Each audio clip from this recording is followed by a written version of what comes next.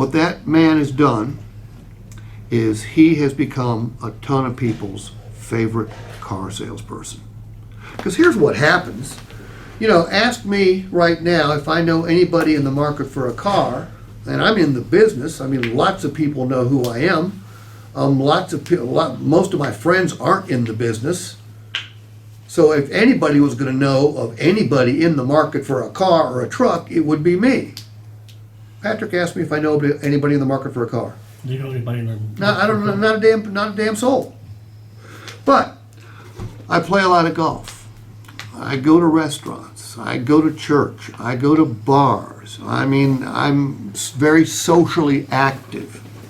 As active as one can be these days. And somebody from time to time will say, hey, I'm in the market for a car or truck. What's the best way to buy it? It'll be on the golf course, be at church, be at a restaurant, be at a party. That's how good referrals take place. And right now, somewhere in this area, somebody's in the market for a car and they don't know what to do. So where do they go? Internet. They go to the internet. 95% of the people in the market for a car are starting on the internet. You know why they're starting on the internet? Easily accessible. Yeah. You know why else they're starting on the internet? To find the lowest price. Say again? To find the lowest price. No. Well, they might, maybe, but why else? Why are they Because going? they don't know car sales. They don't have a favorite car salesperson. That's why they're going to the internet. And can you blame them? Can't blame them at all. If you don't know anybody in the business, you go to where the information is easily accessible, where you can find pricing, where you can find selection, and that happens to be on the internet. Is there any misinformation on the internet? Mm-hmm. Yes. Do people misinterpret information on the internet? Absolutely.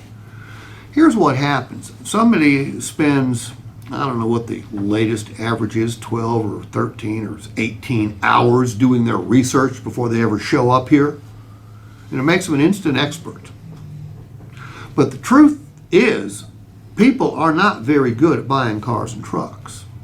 And it's not because they're stupid. Why aren't they very good at it? They don't know the product. They could study the product, Stephen, and know more about a certain product than you do, just because you got so many products to know about. So they may know the product. Dylan, why aren't they very good at buying? Because they don't know exactly what they're looking for yet.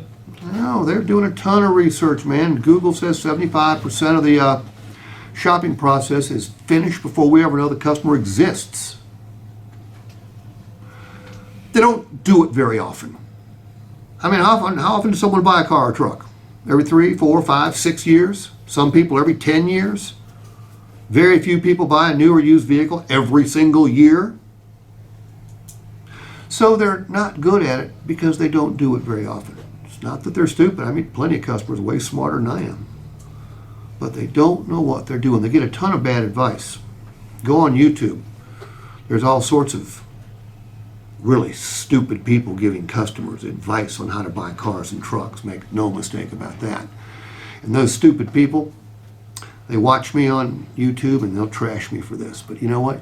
You're stupid people. You're on YouTube to make a lot of money by giving customers bad advice. And believe me, they get bad advice. But become a lot of people's favorite car salesperson, and here will be your biggest problem. Your biggest problem will be whether to take the promotion they offer you or not. Your biggest problem will be trying to decide whether you want to remain an independent business person or go into management. Because once you're in management, you're no longer an independent business person. Juan, right now, you're in charge of your own company. You're an independent contractor, okay? Now, the Harbins have given you offices, inventory, finance sources, management support. They pay the electrical bill. But you're in charge of your success or not, okay? And for them, you pay a percentage of the profits on each vehicle back to the house. That's the way this business works. There are 2 self-employed positions at this store. Hoyt Harbin has one and you guys have the other. Okay? Everybody else is working for somebody. Your finance managers are working for you. Your sales managers are working for you. Your general manager is working for you. And you'll have to make a decision one day, hopefully soon, when they tap you on the shoulder and say, hey, want to be a floor manager, want to be a finance manager, want to be a sales manager, want to be a used car manager, want to be a service manager, want to be a quick lane manager, then you'll have to make a decision. Do you want to work for other people or do you want to